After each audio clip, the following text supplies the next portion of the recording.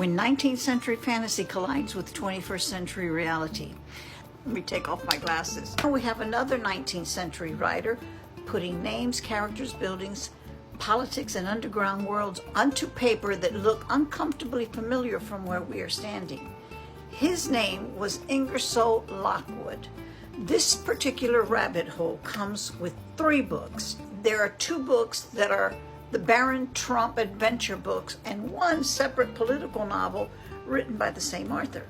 The first is Travels and Adventures of Little Baron Trump and his wonderful dog Bulger, and that one was published in 1889. The second is Baron Trump's Marvellous Underground Journey.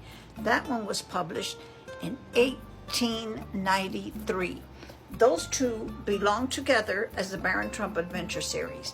Then in 1896, Lockwood published another one, a 3rd book, and it was called 1900 or The Last President. That one is a separate political novel, and it is not the 3rd Baron Trump adventure, but it belongs in this conversation because the same man wrote it, and because their cluster points so aggressively toward the 21st century that pretending not to notice it would require an athletic level of denial. Now, before anybody starts screaming about political sides, let me make something clear. I am not taking one here. I have my own. You have yours. That's not the object of this video. This is not a pro-Trump post. It is not an anti-Trump post. It is not a claim that Donald Trump is a time traveler or that Ingersoll Lockwood secretly planned the 21st century in a Victorian parlor. I find it extremely, oddly curious. That is all. Now, this is also why I keep telling you to build your library, though. Go find the old books themselves, not books about the books, not AI cliff notes. Find the actual book. Put your hands on the language. Look at the original illustration. Read what was sitting there on the page before anybody living today had the opportunity to turn it into prophecy, coincidence, conspiracy, political propaganda, or content. And that's the book right there. I don't know how well you can see it, but that's the actual book I'm talking about. I cannot tell you how many people I know who tell me they do not read anymore. People my age, people younger than me. My own daughter has told me she cannot focus long enough to read.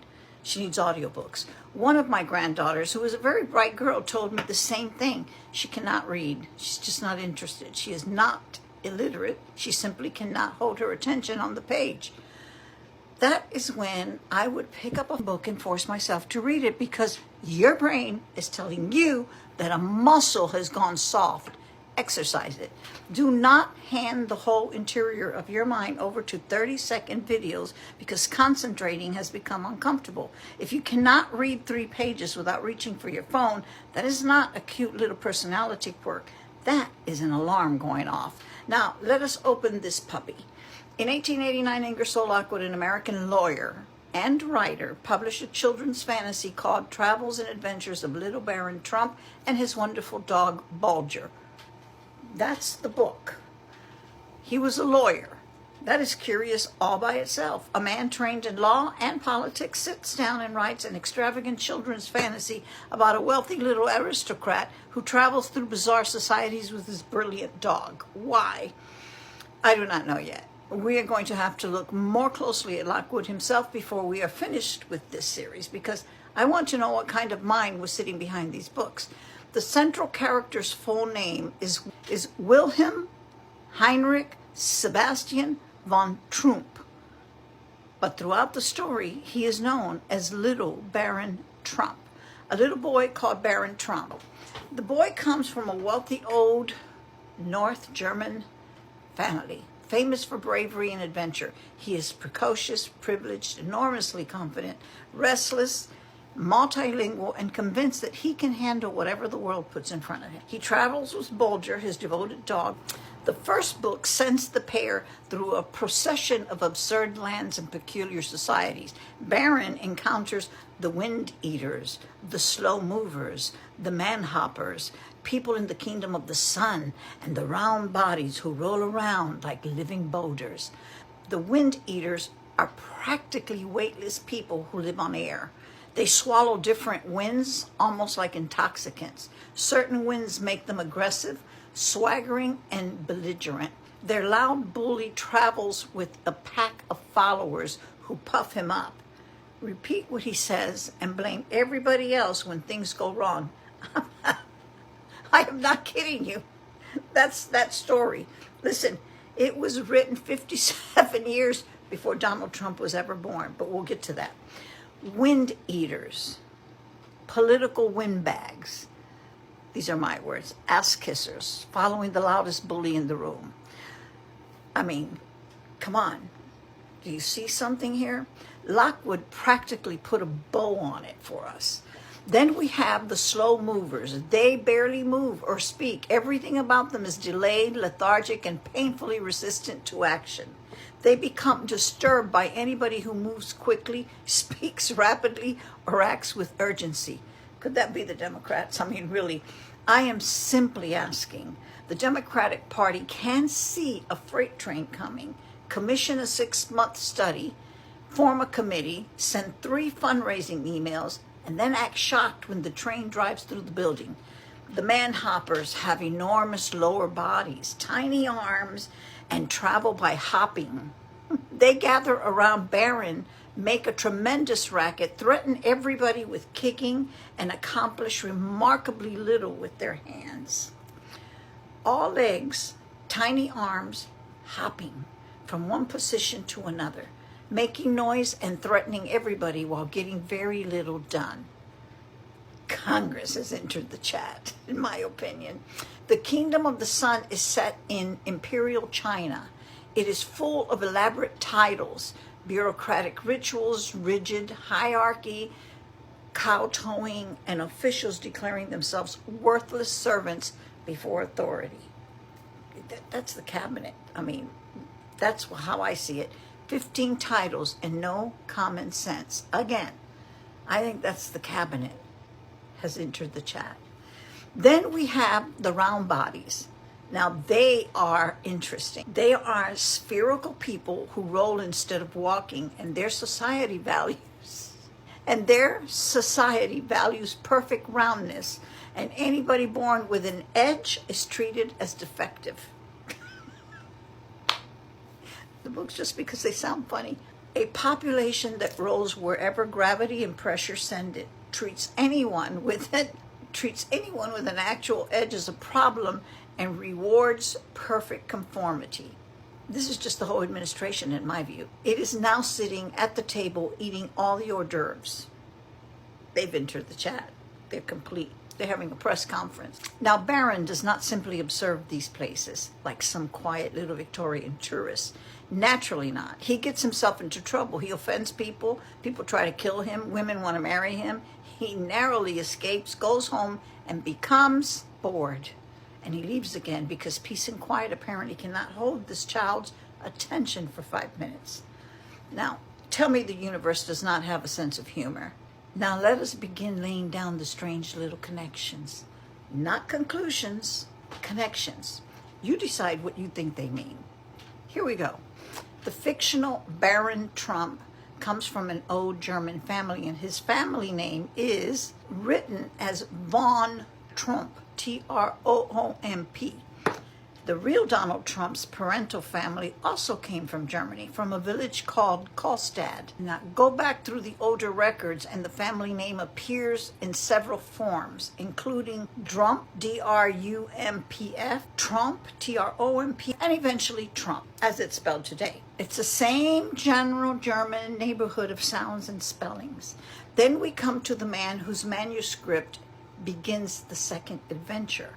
That's the second book. His name, the main character in that book, is Don, D-O-N, Fum, F-U-M.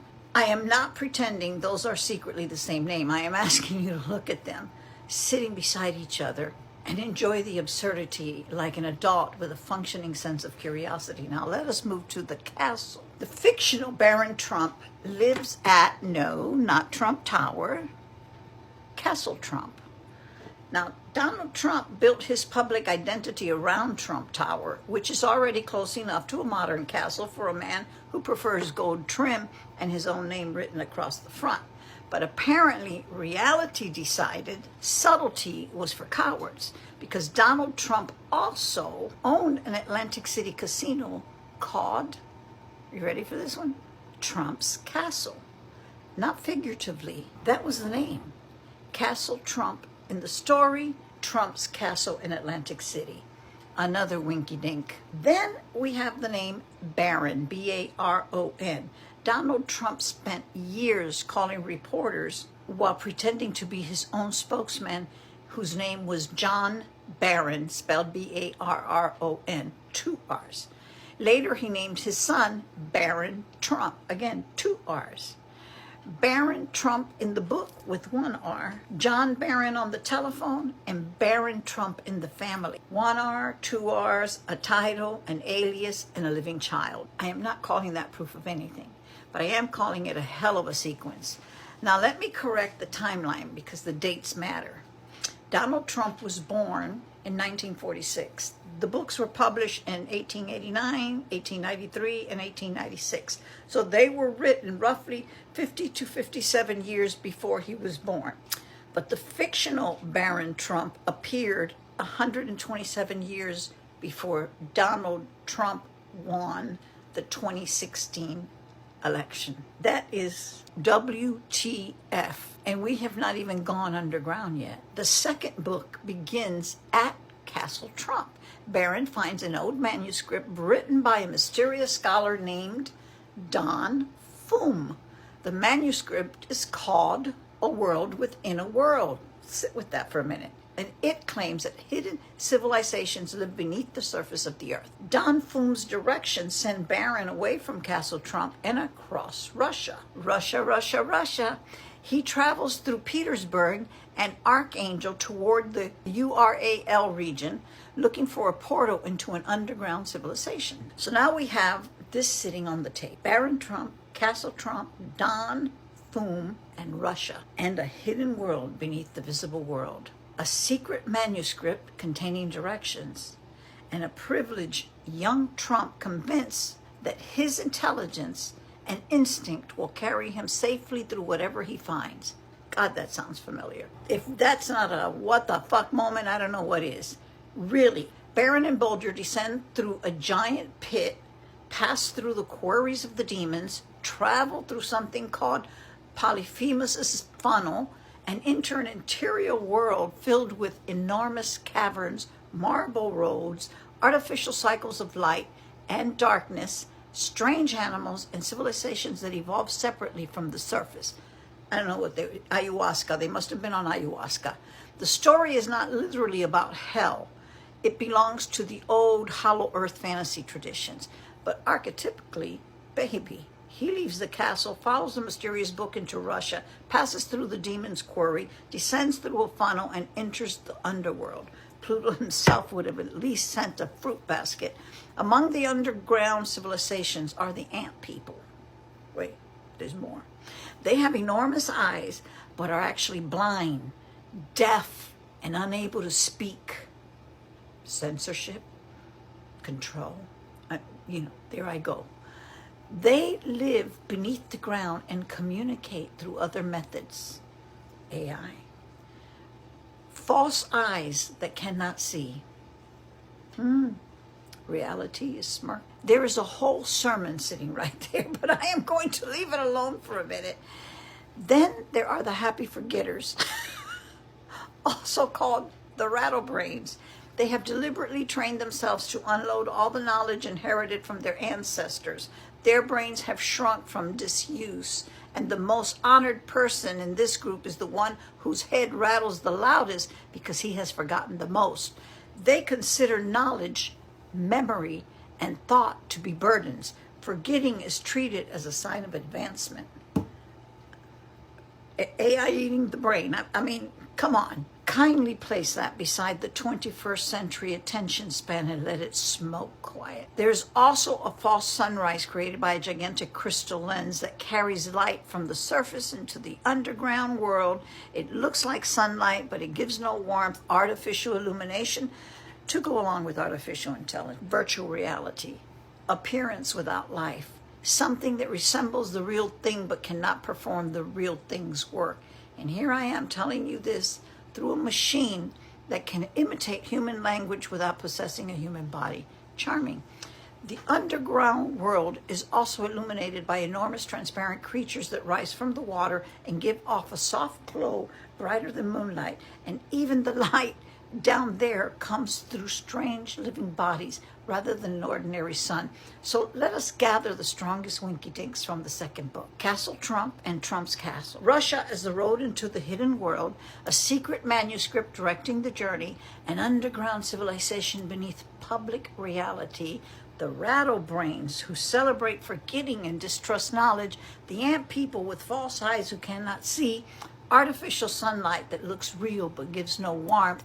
And remember, we still have a third book, the separate political novel, 1900 or The Last President. Same writer, an unexpected populist president, national upheaval, New York in turmoil. We will get to that puppy next. Maybe writers sometimes see the outline of something before history gives it a body. Maybe imagination does not always manufacture. Maybe sometimes it receives. Since the black bath ritual I performed after the full moon, I am still swimming in the waning waters, and all kinds of creatures are rising to the surface. The waning does not always arrive as grief, loss, or something being ripped out of your hands. Sometimes it removes the ordinary way you have been looking at reality. It pulls you away from shore. It takes you through one subject, then another, until suddenly you find yourself standing in front of a children's book written in 1889, asking what in the hell you are looking at. The waning waters have apparently carried me into the library, possibly the underground one. And what surfaced this time was a wealthy little boy called Baron Trump traveling through strange societies with his dog Bulger, while Castle Trump waits at the beginning of his next adventure. A fictional boy with no skin on him, a name with no skin on it, a story waiting on a shelf for more than a century. Then the 21st century arrives and begins putting bodies into the pattern. Coinky dink, maybe. Influence, possibly. Mystery, damn sure looks like that. I am not handing out certificates, but what absolutely is that all about? That's it. That's all I got for you. I hope you can see that book.